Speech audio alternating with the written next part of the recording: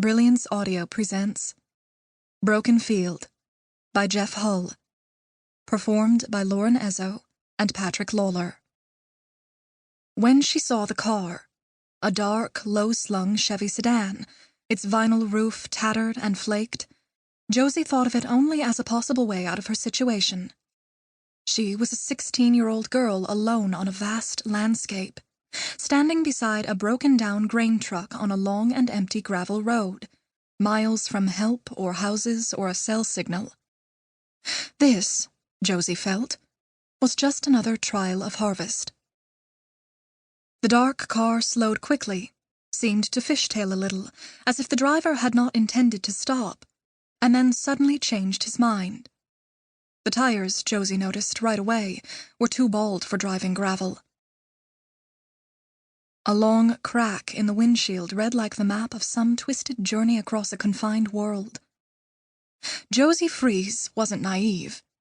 She knew that sometimes trouble came from Havre or Lewistown, or over the border from Medicine Hat, or from the Fort Miles reservation, and sometimes it came in cars like this one.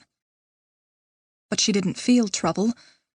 Josie had been driving a grain truck since she was 14. She'd been riding along in one since she was 5. This was the life she knew, and she knew what to expect from it. Big, red, diesel-burning international harvester combines in a staggered line chugging over a wheat field. Powerhouses against the land and sky, chaff suspended in wafted layers, coloring the setting sun. The thickness of it in her nose, the chewing thrum of the engines. A hawk racing low across the horizon. Bluish-green humps of mountains beneath bluish-white piles of clouds. The tawny gold and green squares stretching from her.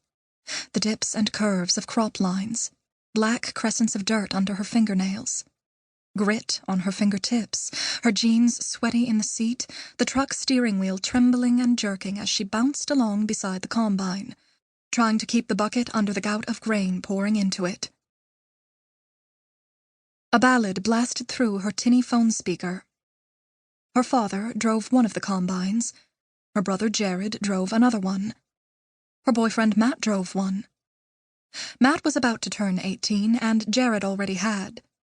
Josie was 16, going on 17, and she had ideas about how fast that should happen and how much faster the rest should come, but felt still uncertain about whether those ideas made any sense. For days now she had been steering her grain truck down the rows of the field, feeling the bumps bouncing her in her seat, wrestling the steering wheel, singing the good lines with the country singers, careful to maintain an exact distance while the combine poured its load out. And then she had honked and waved and peeled off across the field, headed for the elevator in Chinook. Before it all started, Tom Warner stared down at his foot in a black Nike cleat. He coached in cleats because sidelines got muddy and slick, and because it made him feel closer to the game, made him feel like he'd felt when he played. The guy had damned few occasions to wear cleats in his early 40s. He loved the way they gripped the earth.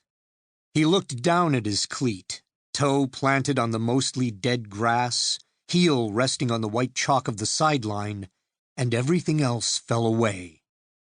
Tom felt his weight on that foot.